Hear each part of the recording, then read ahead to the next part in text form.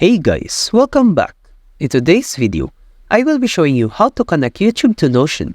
So let's get started. Step 1. Authentication.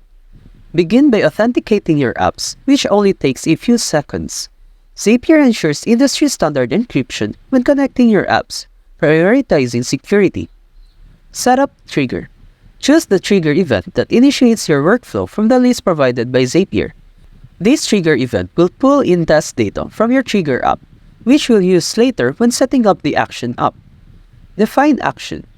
Now, specify the action you want to occur in your target app. In this step, you'll input the details of your action, such as text or data fields. You can enter text directly or pull data from the trigger step as needed. Once you've configured your trigger and action, turn on your Zap. Zapier will then start automating your workflow for you. Flexibility and versatility. Zapier offers a wide range of capabilities, allowing you to create workflows that are simple or complex as you need. With connectivity to thousands of apps, Zapier provides the most extensive integration options among automation platforms.